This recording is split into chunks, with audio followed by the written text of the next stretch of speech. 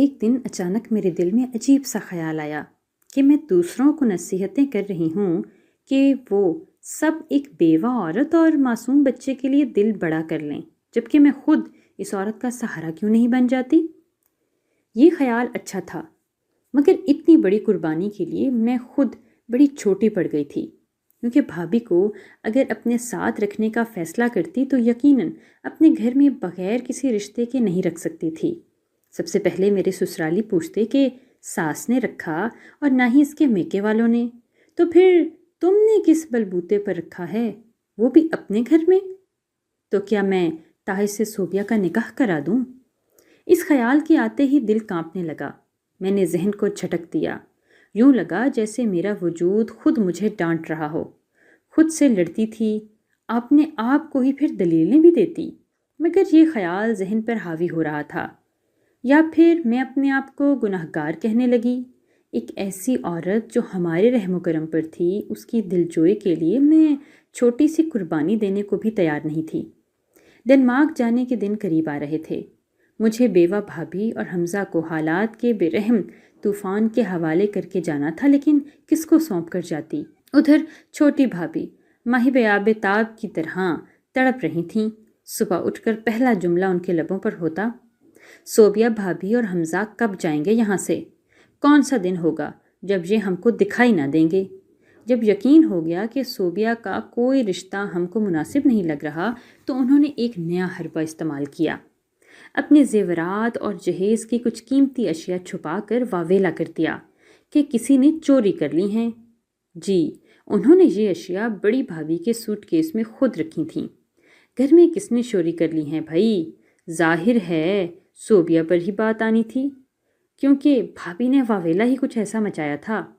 سب گھر والے چھوٹی بھابھی کی نیت سے پہلے سے ہی آگاہ تھے۔ جب انہوں نے بڑی کا نام لیا تو سبھی صوبیہ کے دفاع میں ڈٹ گئے۔ امی بولی، بیٹی اس کا تمہارے ہوتے یہ حال ہے تو سوچو جب تم چلی جاؤ گی تو یہ میری بڑی بہو غریب کا کیا حشر کرے گی؟ ان سے دو نوالے بیوہ اور یتیم کے کھانے پر برداشت نہیں ہو رہے، حالانکہ کمائی میرے بیٹے کی ہے اور حقدار یہ خود کو سمجھتی ہیں۔ افسوس اس وقت ہوا جب حسن نے بھی مجھے الگ بلا کر کہا، آپا اب تم ہی اس مسئلے کا حل نکالو، تم چلی جاؤ گی، پیچھے میں روز کی یہ بک بک چک چک میں نہیں برداشت کر پاؤں گا، تم کو صوبیہ بھابھی اور حمزہ کا کہیں اور ٹھکانہ بنانا ہوگا۔ بھائی تم بھی ایسا کہتے ہو؟ حمزہ تمہارے شہید بھائی کی نشانی ہے، تم ہی اب اس کے سرپرست ہو، اس کے چچا ہو، تم نے دھتکار دیا تو اتنی بڑی دنیا میں وہ ٹھوکریں کھاتا پھرے گا۔ کچھ تو خدا کا خوف کرو، کیا بڑے بھائی کا اس گھر میں اور اس کاروبار میں کوئی حصہ نہیں تھا؟ مجھے خدا کا خوف ہے تو اب تک یہ یہاں رہ رہے ہیں، لیکن ساری ذمہ داری میری نہیں ہے۔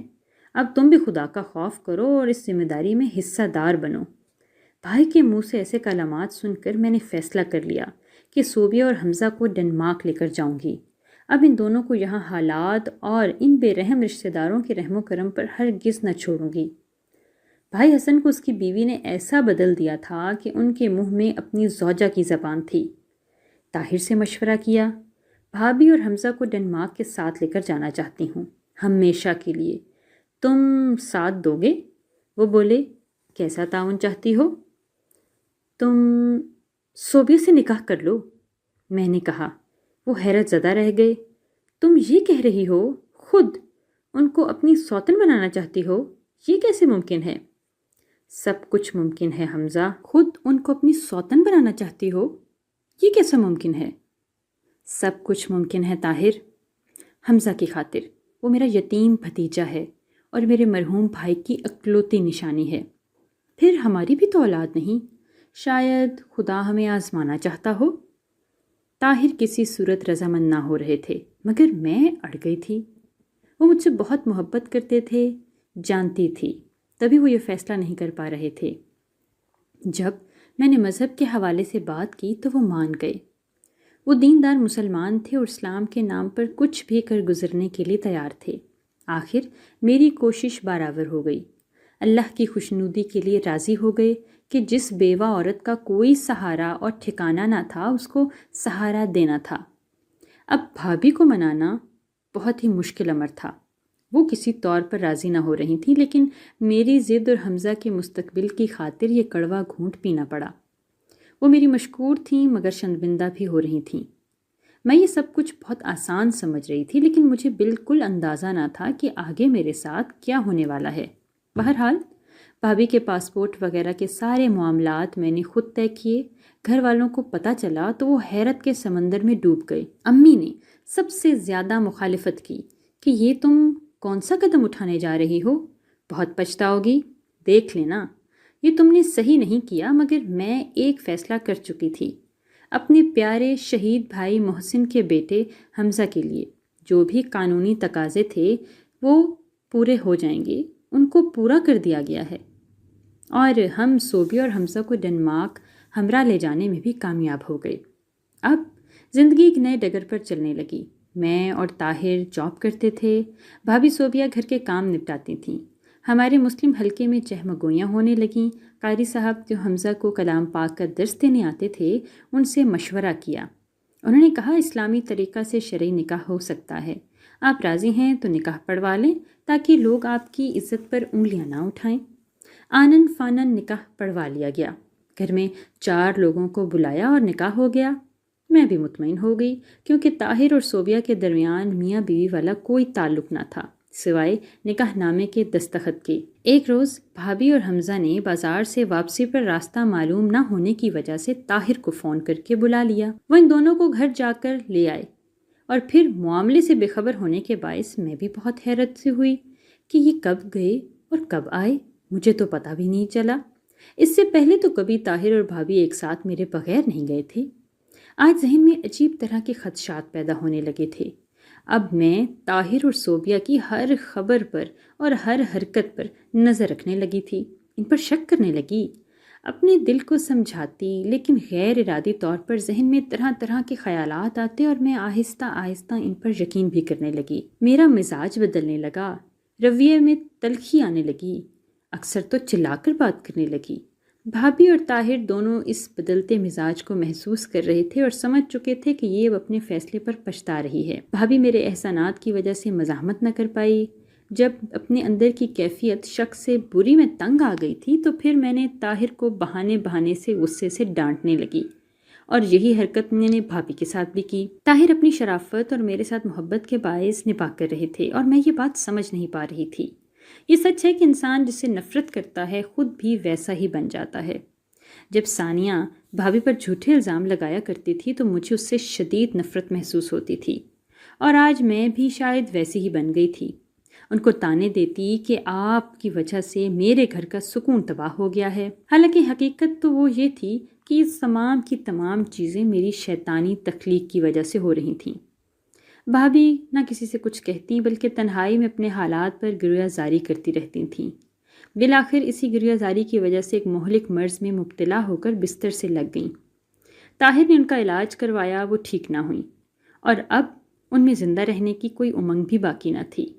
ان کو پیار اور توجہ کی ضرورت تھی، اور میں ایک مہلک دشمن کی مانند ان پر صرف پھنکارنا ہی جانتی تھی، جبکہ میں نے تو ظلم کی یہ انتہا بھی کر دی کہ ان کے کمرے میں نہ کھانا دیتی اور نہ پانی، چاہے ان کو جتنی بھوک لگ رہی ہو۔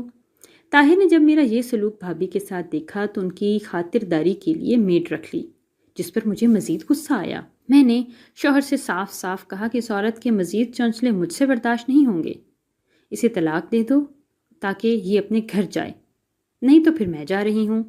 انہوں نے مجھے بہت سمجھایا کہ نیکی کی ہے تو پوری کرو، اس بیماری میں اس کو طلاق نہ دلواؤ، اسے گھر سے نہ نکالو، وہ کہاں جائے گی۔